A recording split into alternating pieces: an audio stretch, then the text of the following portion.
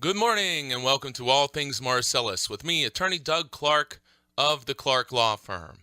I am located at 1563 Main Street in lovely Peckville, Pennsylvania. And I am right here with you each and every Sunday morning on Bigfoot Country from 7 to 8 a.m. to bring you, the landowner, the information you need regarding natural gas development here in Pennsylvania. And of course, and as always, I, Doug Clark, the Clark Law Firm, has not, will not, do not, none of the above, have not, do not, and will not represent gas or pipeline companies. I represent landowners, gas right owners for such items as oil and gas lease negotiations, reviews, consultations, pipeline, water line agreements, well pad agreements, unitization issues, royalty issues, deduction issues, surface use agreements, you name it, estate planning related to oil and gas matters. Also, any type of easement agreement, compressor stations, you name it, again, any and all issues related to natural gas, buying, selling gas rights, real estate involving gas rights. Give us a call. You hear me talk, I'll touch on reviews and consultations some today. You hear me talk about it all the time. It's just been a wonderful thing where I do a review and consultation. You get an offer, you get documents, you get something sent to you from a gas or pipeline company. You put down the pen, you pick up the phone, you give me a call. You call the office here, 570-307-0702, regardless of your location, as long as the oil and gas rights and property is in Pennsylvania. Regardless of location, I really encourage you to give me a call. Start with a review and consultation. Great way to start. Usually takes 2 hours or less. You send me in the information. I review it. They're all done by me personally. You can come to the office. We'll do the review and consultation in the office. I go over the documents. I answer all your questions. I tell you every single thing that I think you need to know. Explain your leverage, your options, and your rights. Or we can do that by telephone. I have a client right now in the state of Oregon, Texas, California. So I have clients all over the country, and it works really well. We do these by phone. We get on the phone, do a conference call. So whether you're in Western Pennsylvania or any place in the country, North Central Pennsylvania, give us a call. Find out if it'll work for you. Start with the review and consultation. If that works for you and you need additional representation, great. If you do the review and consultation, you often hear me say the worst thing that can happen is you spend a couple hours of time and money, but you got your questions answered. You understand what you have somebody working for you explaining the documents to you and giving the information you need to know to make the right decision. So really encourage you, give us a call, any oil and gas related matter, but reviews, consultations, again, it's a great way to start regardless of your location. I have clients in all gas producing areas. I've represented clients in all, to my knowledge, of gas producing areas. So really encourage you, get some information. Remember, the landman works for the company, not you, the landowner. And remember this, I, Doug Clark, work for the landowner, not the company. Never have, never will. So, okay, why do I say these things? Why do I say the landman works for the company, not you, the landowner? Why do I say it? Well, because we need everyone to understand, because still people hear the landman talking to them and they say, well, I have a human being in front of me saying words that I'm hearing in my ears. And as a general rule, I am a reasonable person. And as a reasonable person, when somebody speaks words and I hear them into my ears and I process them in my brain, a reasonable person tends to believe what they're being told. It's just reasonable. You tend to believe what you're being told. Doesn't mean what you're being told is the truth.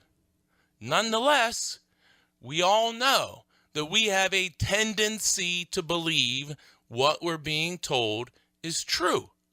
We don't come in as a general rule thinking whoever's talking to us is lying to us, because we don't operate that way in our daily lives. We don't go out and just lie to people in order to get people to do something that we want them to do.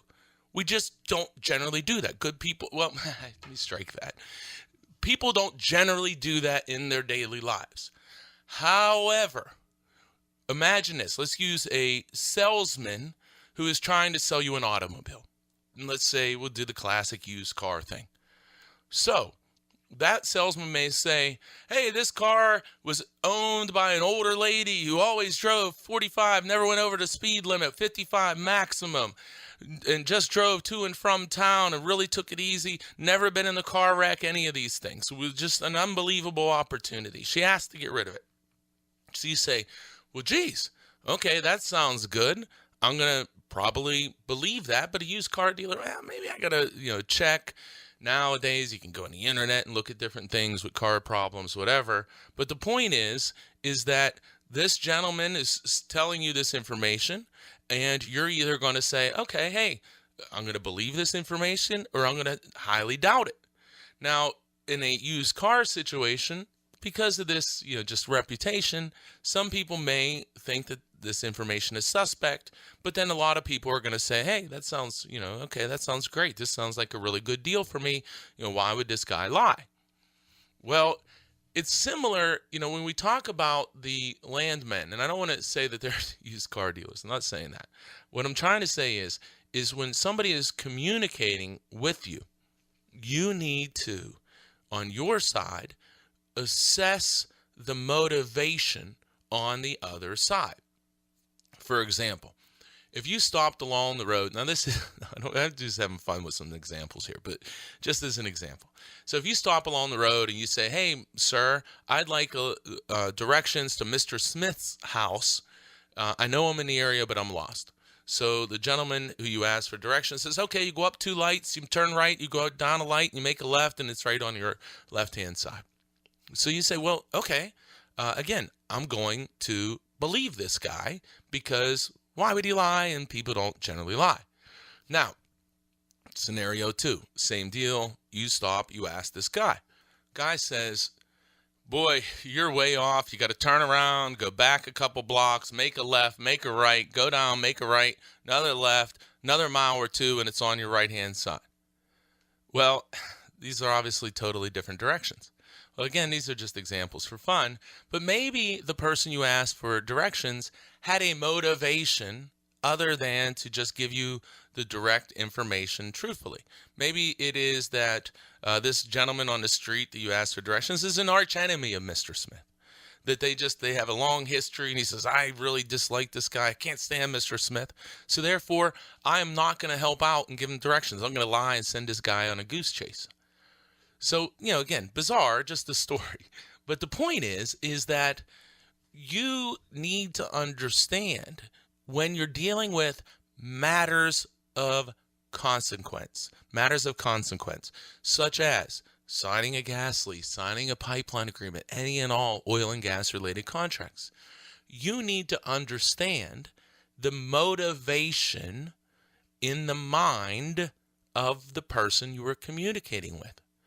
So, if you're communicating with a person who is working for the company, who is tasked, given the job, to get you to sign a document, and to get you to sign the document for the lowest possible compensation or amount of money, to get you to sign a document for the lowest amount of money and with the most broad terms, meaning let's not let the landowner restrict this agreement, and let's pay them as little as possible.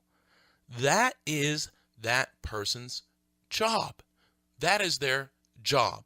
So in their mind, when they knock on your door, their job is to secure your signature for the lowest possible price and to provide you the least available addendum or additional terms to make the agreement better for you. Ladies and gentlemen, you have to understand that. And it's okay. That's their job. It's okay. They have a job. Respect the fact that they're doing it. But we have to understand their job. And one step deeper, we have to understand their motivation. You're listening to All Things Marcellus with me, attorney Doug Clark of the Clark Law Firm.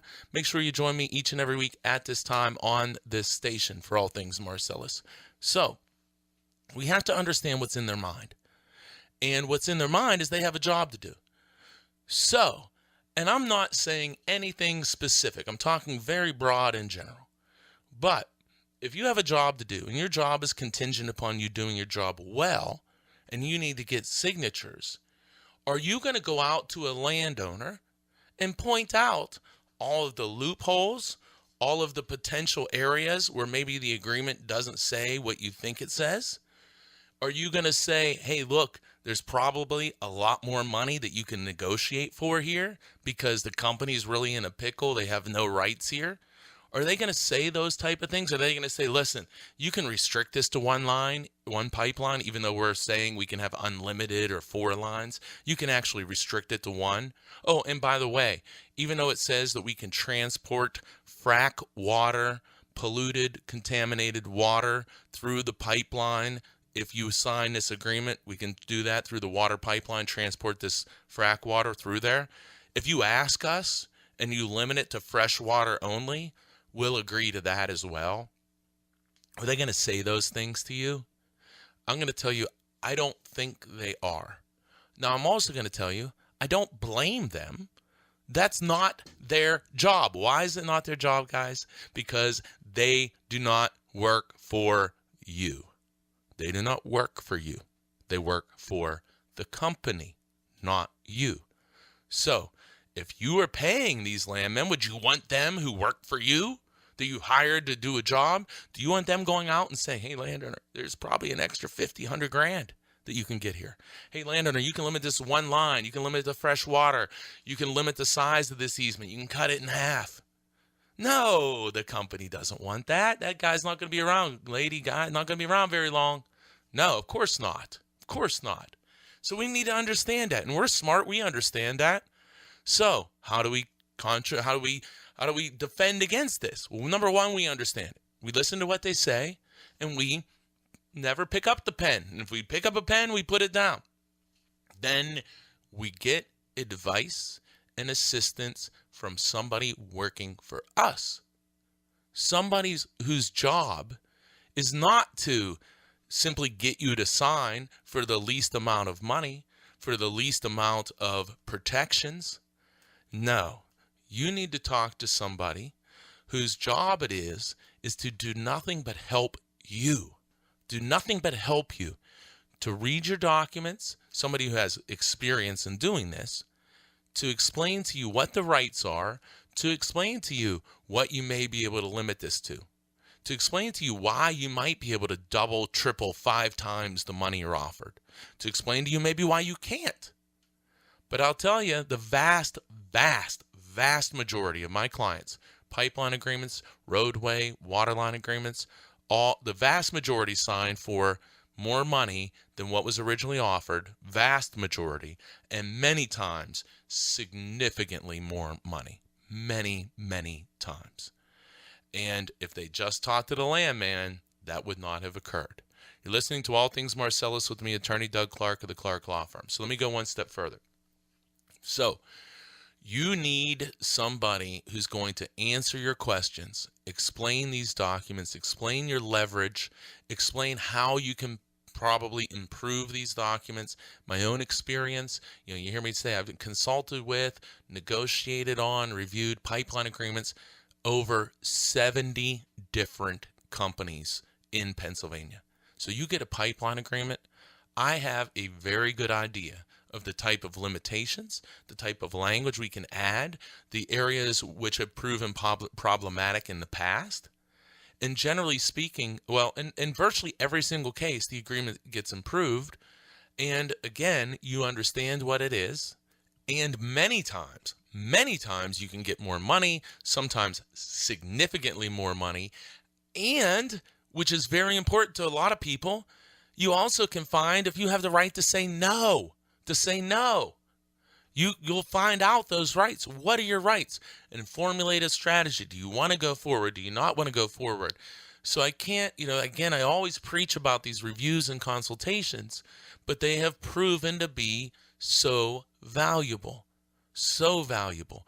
And it is an outstanding service, I'll call it, opportunity to have somebody working solely for you with the experience of doing this stuff every day, taking an hour to 2 hours to review your agreement, to discuss what the landman told you and my impressions of that, and your leverage and your rights and how you may or may not be able to improve the agreement, and to answer all your questions and concerns. And again, if you're not doing that, either with me or somebody who knows what they're doing, and again, I can only talk about I know what I do.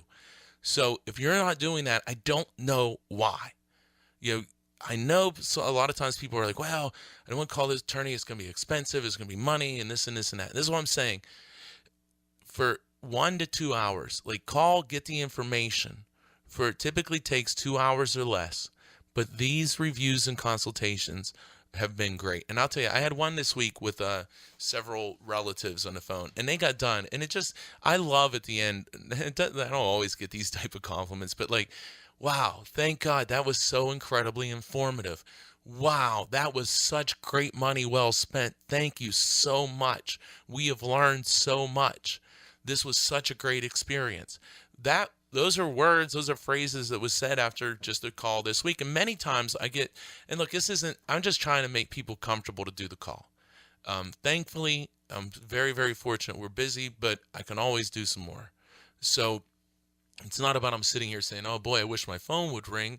I'm saying, boy, I know there are people who are afraid to pick up the phone, who are intimidated by the companies, and who are overwhelmed by this. And I want you and anyone else that says, hey, look, I'm not overwhelmed. I know I need to get help. But I want you guys to call, and I want you to find out what we do, and I want you to do a review and consultation and start that way. And again, there's no commitment after that. You just do a review and consultation. If there's more work to do, we can talk about it. If not, that's okay. But we got to stop signing these documents without understanding what is in them and without understanding the loopholes. Now, I'm up against this first segment. When I get back, I'm going to tell you, again, a great way of where the landman represented things to people, and then we do a review and consultation. Then the people have a conversation with the company again, and then all of a sudden, things change. So otherwise, I'll save the story to the next segment. But this happens all the time. It happens all the time. So stay tuned. I'll be right back after this break. You're listening to All Things Marcellus with me, Attorney Doug Clark of the Clark Law Firm. Give us a call. Any oil and gas related matter, 570-307-0702. And by the way, when I say that, I mean if you're a person. I do not, have not, and will not represent gas or pipeline companies. Never have, never, ever, ever, ever will. Give me a call, 570-307-0702, and keep listening to All Things Marcellus. I'll be right back after this break. Welcome back to All Things Marcellus with me, Attorney Doug Clark of the Clark Law Firm. Remember to join me each and every week at this time on this station for All Things Marcellus. In case you didn't know, I've been doing the radio show since 2010. So I talk about doing this all the time. I've been doing the show since 2010. I want to remind everyone also, go to our websites, pagasleaseattorney.com, pagasleaseattorney.com, pipelineattorney.com. Again, if you have a pipeline agreement offer in Pennsylvania and you're not going to pipelineattorney.com, I don't know why. Use it as a resource. Always remember that the radio show is not specific legal advice. We have fun on the radio show. I get to rant and give you some information, but it's not specific advice for anyone. The advice is always get specific advice. But go to the websites, pagasleaseattorney.com, pipelineattorney.com, for general information. Learn about assessment of leverage. Learn about these issues. Again, it's not specific legal advice, but use it as a resource. We want everyone to become educated and informed, And then you will either sign the best possible agreement or elect to bypass an agreement because it isn't in your benefit. And what's happening now, and what I see so much now, is not just this, in the basic leasing stuff, in some ways it became like everyone just rushed to the internet to find addendums and didn't really know what they meant and what they did. But they ran and they put them in there and they said, "Oh, I did this. I got this great agreement." Well, and then you had lawyers who say, "Oh yeah, I'm doing oil and gas work," and they're copying addendums from other agreements, things like that. Well, let me tell you, the stage has changed now. This like blanket leasing across the county you don't see that anymore in Pennsylvania. It's become much more specific, and the information and the knowledge that you need has become much more specialized. You need to deal with these issues, in my opinion, every day in order to fully understand and to see the loopholes and to watch how companies exploit those loopholes. You have to know these things in order to protect yourselves. And here's a real and this is a side story, quick common example, but side note here. I just had a company say to a client of mine, "We have the right to install this electric easement. Look at this in your lease where it says we have the right. You must sign this document." Well, let me tell you that in the lease, there is the right to run electrical power under the terms of the lease. But the landowner was not and is not obligated in any fashion in the world to sign the requested document. None. So the company, in my opinion, and the landowner's opinion, is bullying them, threatening them, "Hey, you have to do this, you have to do this." No, they don't. No, they don't. And thankfully, the person called, read it, and say, "You don't have to do this." And say to the company, "Look, you can do these tactics all you want, but you don't have the right to do it. This person won't be signing anymore. And if you want to complain, you can complain to me, but it doesn't matter because I don't care because you don't have the right to do it. So you can either do one of two things: not do it, or pay money to the point that it justifies that landowner agreeing to do it." And maybe there's not enough money. Maybe it's just you're not going to do it. But that person wanted to find out their rights, said, "Hey, this company's threatening me, tell me I have to sign this, and sends me in." This was easy. I don't even know if it took maybe an hour. Said, "No, you don't have to do it. You don't have to do it, and here's why." So things like that, that's happening all the time. In my opinion, I see it all the time. So if I see a bunch of these examples, then I know it must be occurring all over, and nobody's, they're not calling me. They're just going ahead and signing. So again, put down the pen, pick up the phone, give us a call, 570-307-0702. And of course, keep listening to All Things Marcellus each and every week with me, Doug Clark, at this time on this station. So, I'm going to get into my big topic here. So I have this, which kind of change a little bit of the, not to make this too specific, but you'll get the idea. So let's say I have an older lady, very, very nice lady who's calls in to do a review and consultation. So calls in and also sends me a list of questions, things like that. And for this particular person, it is very, very important and it's a gas lease offer, and it's very, very important to this person that the company not be given any rights to touch the surface of the property, to use it in any fashion, including they don't want a well site, they don't want roadways, they don't want pipelines, they want nothing whatsoever to move the dirt on their property, on her property. She is open to signing a lease where gas is developed from another location through this horizontal drilling under her property, but she does not want to have a well site, pipelines, or anything on the property. Absolutely critical to this person. This person would not sign a lease if it provided any rights to operate on the property. So, person sends it in. Person says, "Hey," and it's kind of, sometimes I'll get these too, like, "Hey, everything looks great here. Just wanted to look at this real quick, make sure I'm not missing anything." Well, Thankfully, they did, she did, as you can imagine, or else I wouldn't be talking about this story. So, in this case, landowner sends it in.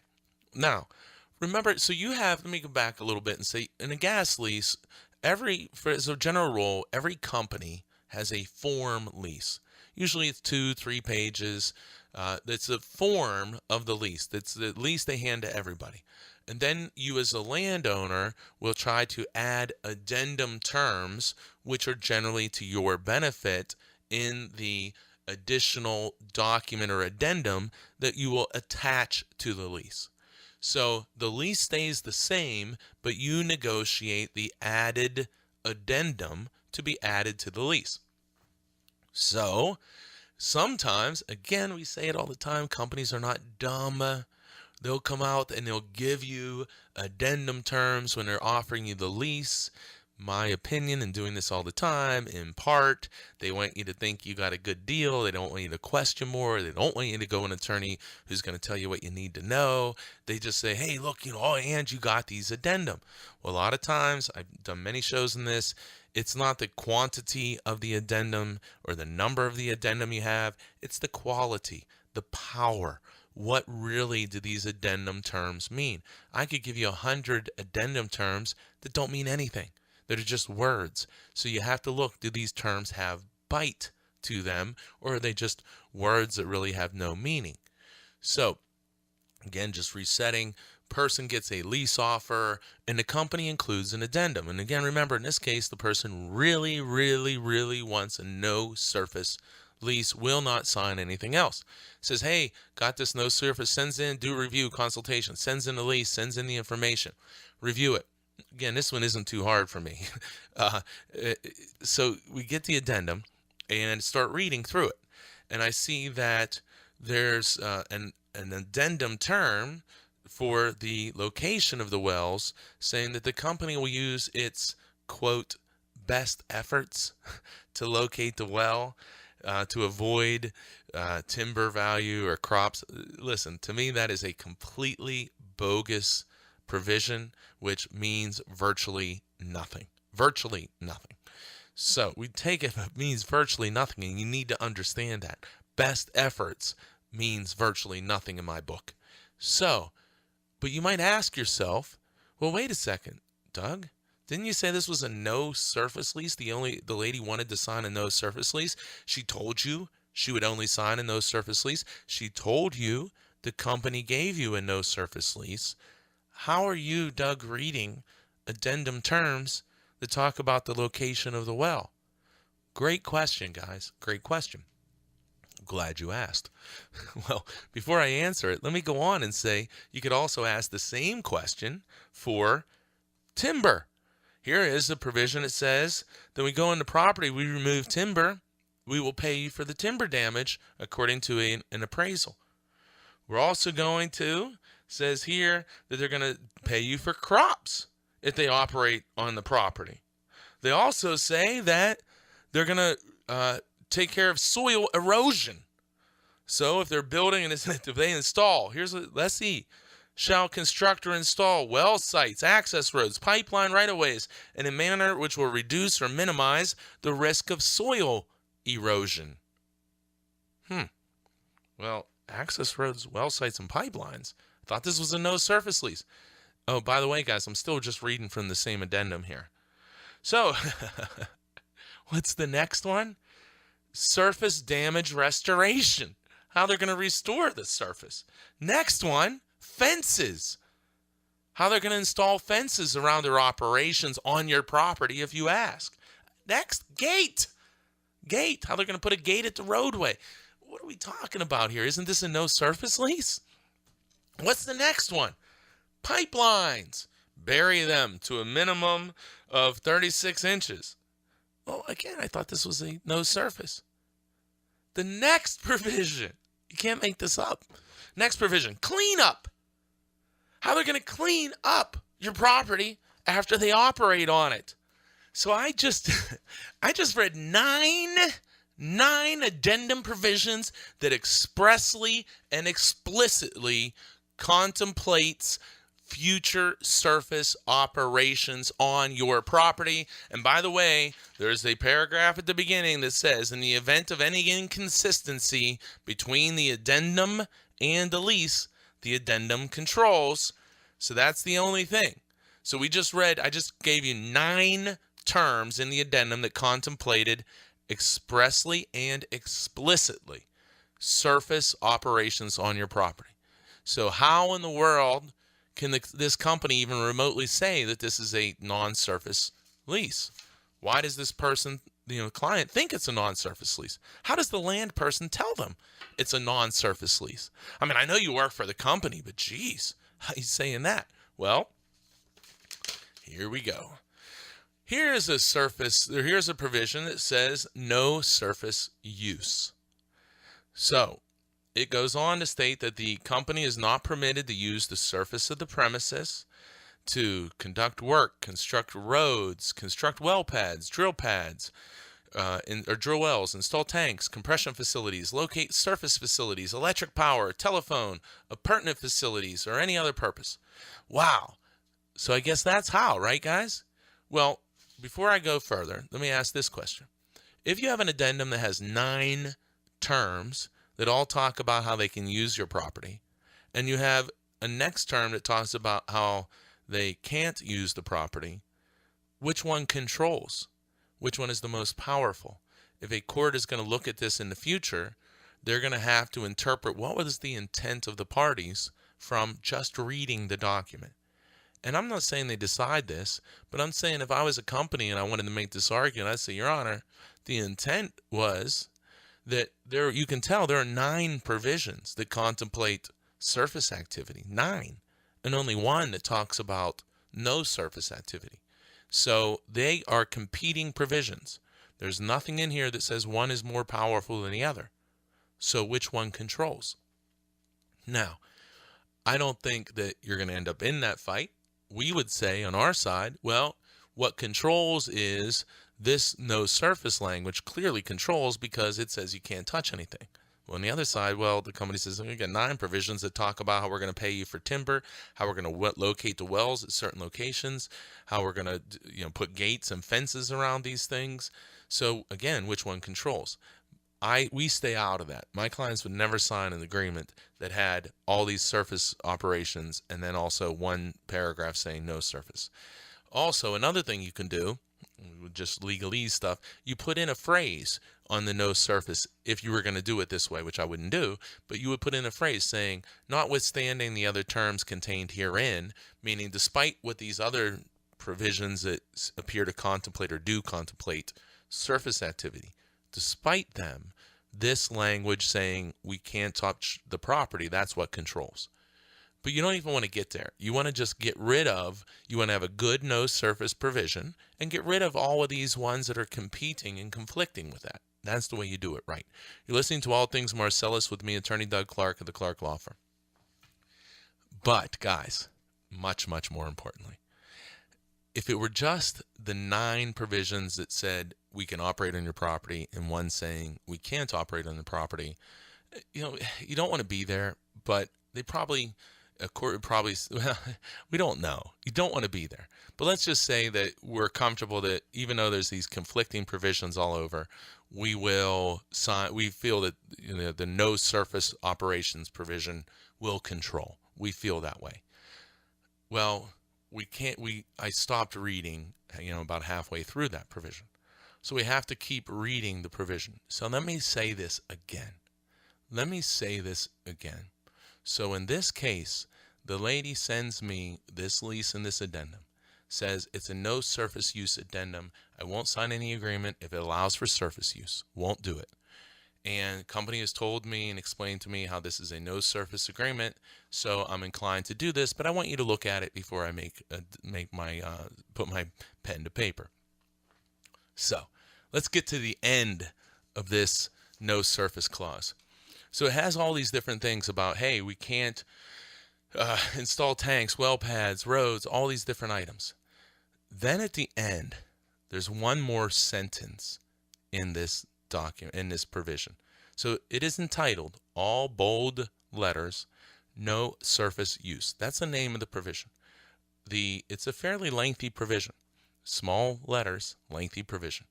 Says how they can't do anything on the surface, and then comes the final sentence of this paragraph. And again, you cannot make this up. The final sentence says, notwithstanding the foregoing, meaning despite all the things that we just stated in this paragraph, how we can't touch the property, do dirt work, have appurtenances, any of these things, it says, notwithstanding that, company is permitted to enter the surface of the leasehold to conduct seismic activities and install pipelines.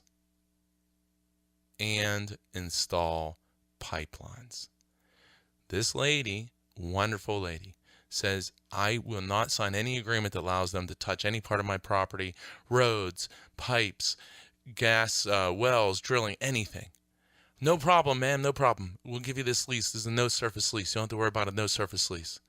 Well, again, I went through 9 provisions that contemplated surface activity. Then we get to the no-surface provision that says all of these different things we can't do. Then at the end is this sentence, that despite what was above, what we can't do on your surface, the company is permitted to enter your surface and to conduct seismic activity and to install pipelines. This, ladies and gentlemen, is not a no-surface use lease. Not at all. And I'll tell you what, there's one more provision that I'm going to talk about here in a second in the same lease. Coincidentally, the last provision, which is entitled pipelines. And I'm going to talk about that. We're going to loop all this together, and we'll talk about this other provision in the next segment. You're listening to All Things Marcellus with me, Attorney Doug Clark of the Clark Law Firm. Give us a call, 570-307-0702.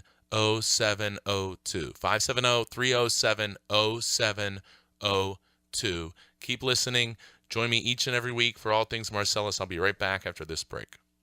Welcome back to All Things Marcellus with me, Attorney Doug Clark of the Clark Law Firm.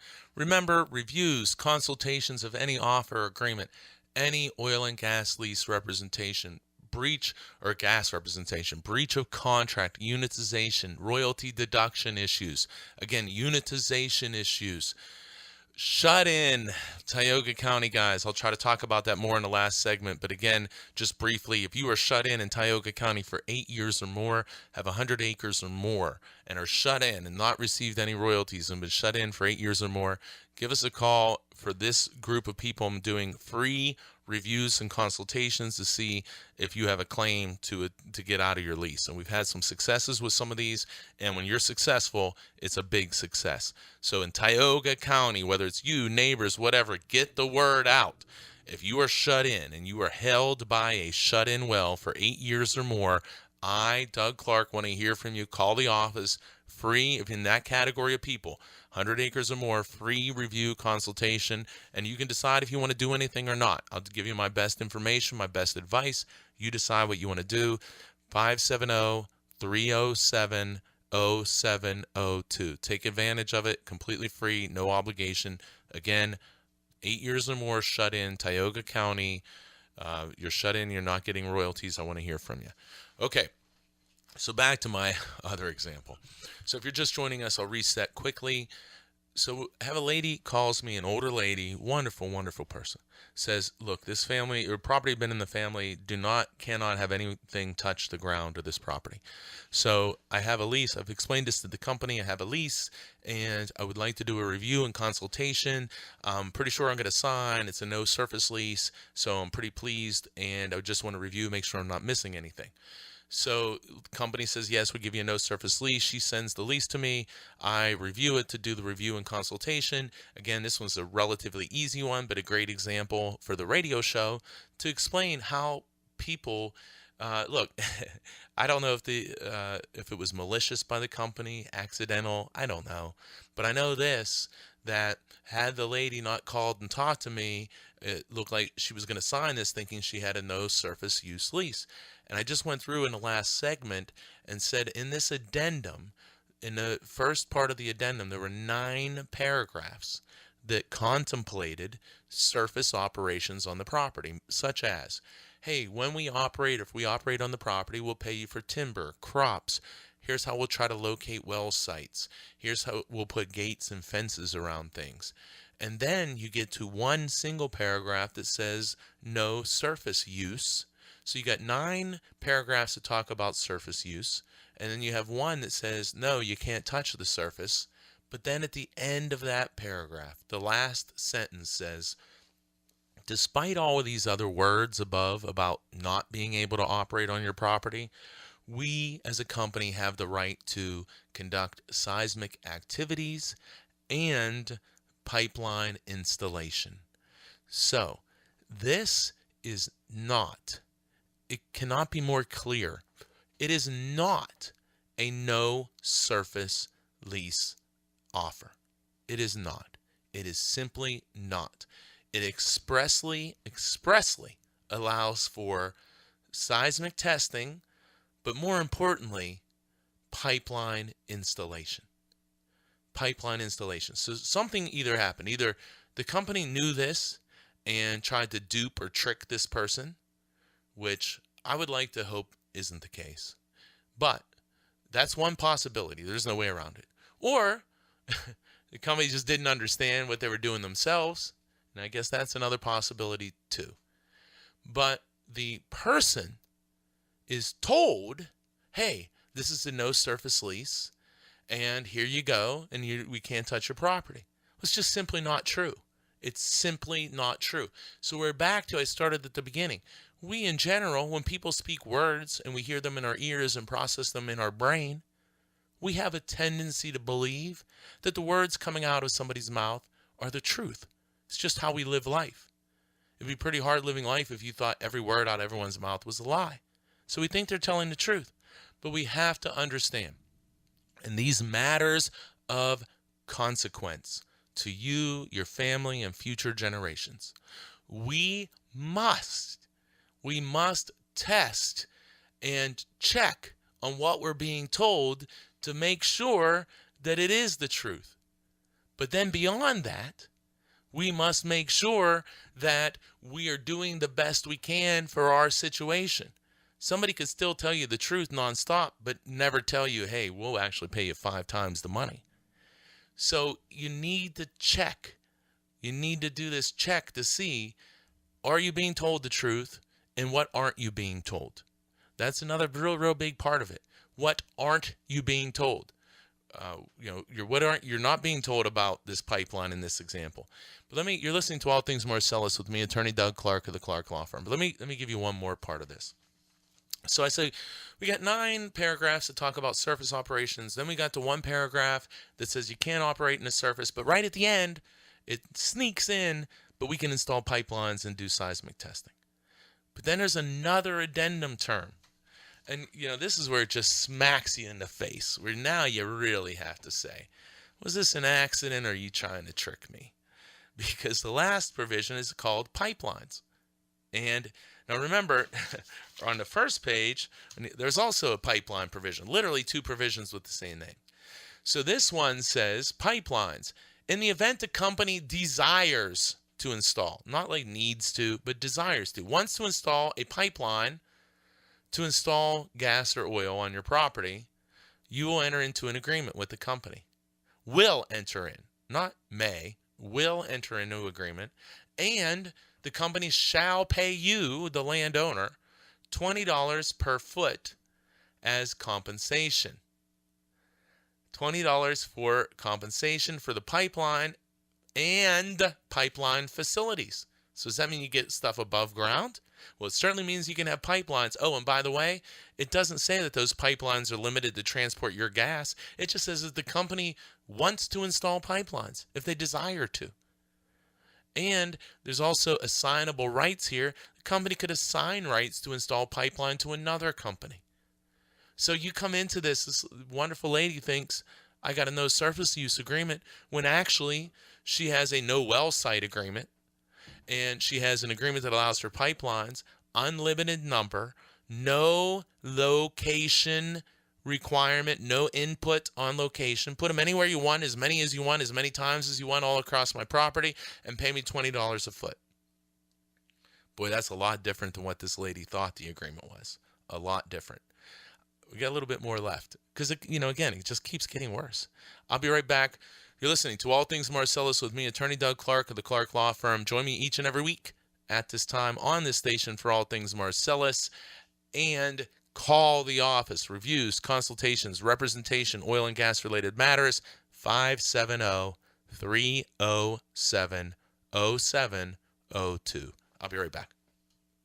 Welcome back to All Things Marcellus with me, Attorney Doug Clark of the Clark Law Firm. Remember, give me a call, any oil and gas representation, 570-307-0702. Learn about representation, reviews, consultations, regardless of your location. Give us a call, 570-307-0702, and make sure that you keep tuning in to All Things Marcellus with me, Attorney Doug Clark. I've been doing the show since 2010, not stopping. We need to get this information out there. So, okay, we're talking about, again, very quickly, lady calls, says, hey, I want to do a review and consultation. Company has given me a no-surface lease that I'm ready to sign, but before I do, I've heard, put down the pen, pick up the phone, give you a call, do the review, consultation, make sure I'm not missing anything. I, as the landowner, she says, will not sign any gas lease that allows the company to conduct any operations on my property, to install pipelines, roadways, well sites, anything. So she says, I got this agreement, want you to look at it, no surface agreement, look at it, and as I talked about in the show, there are 10 individual addendum terms that all contemplate surface activity, and then one term that says we can't touch the surface. But at the end of that term, it says, aside from the fact that we are allowed to conduct seismic operations and install pipelines under this agreement, if we want to, just desire, not only if the gas or the pipelines are going to be transporting your gas, but no limitation, could be completely not your gas. Just all of a sudden now you have a pipeline across your property under the terms of your lease agreement, which you thought was a no surface agreement. So this was, just a really basic, and a lot of times there's even there's powerful hidden leverage in these reviews. But in this case, it was just, really easy to say to the client, unfortunately, here's the situation. Couple things. One, if you're going to sign an agreement that's a no surface agreement, you want to get rid of all of this language that says that they can operate on your property, especially in the addendum. You don't want conflicting addendum provisions unless you have language in there that says one addendum is more powerful than the other one. And this lease didn't have it. Then, on top of that, your language that says it is a, quote, no surface lease says that we can't do anything on the surface, and in the last sentence, with the legalese phrase, which many people do not know what it means, says, notwithstanding the foregoing, means forget everything else you just read. We're allowed to install pipelines under this agreement and conduct surface activity or seismic activity. Then it goes on to say that we can install not only just pipelines, we can install any pipeline we desire. Any. No limitations of it transporting your gas, no limitations on the number, no input that you have on the location, no input on whether there could be multiple easements at different locations on your property. None of that. But you thought and you were told that you were signing a no surface lease. And it just simply isn't. So this person who did the review and consultation was obviously extremely very disappointed to learn that they don't have what they thought they had and what they told they were given. But they were very pleased that they didn't sign the document, that they put the pen down, they picked up the phone, and they said, I got to just make sure everything's on the up and up here. So here it goes one step further. You're listening to All Things Marcellus with me, Attorney Doug Clark. So one step further, we're talking, and the person tells me the amount of money that they're being offered. And I said, boy, I'm not crazy about that number. I think that you should be offered more money. I think that's a low number in this case. Well, the companies, as they often do, do shows on this all the time, will say things like, that's all we'll ever pay. And another common type of thing is, well, Mr. Smith, who has this big farm, all we paid him was, and I'm going to pick a number. This is not the number in this case. $1,000 an acre. That's all we pay. Or that's what we paid Mr. Smith. And he has all of this property. And Mr. Smith, he's going to have the well on his property. And we can't pay anyone else more money than we paid Mr. Smith. It just wouldn't be fair. Oh, gosh, fair. So we're going to have to pay you the same as Mr. Smith. And I said to I say to my clients, as I say on the radio all the time, look, a company says they're not going to do something until the moment they do it. In other words, we're not going to pay any more than $1,000. We're never going to pay any more than $1,000. Ever, ever, ever. It's the most we're going to pay. We're paying too much now. Never, ever going to do it. Phone rings.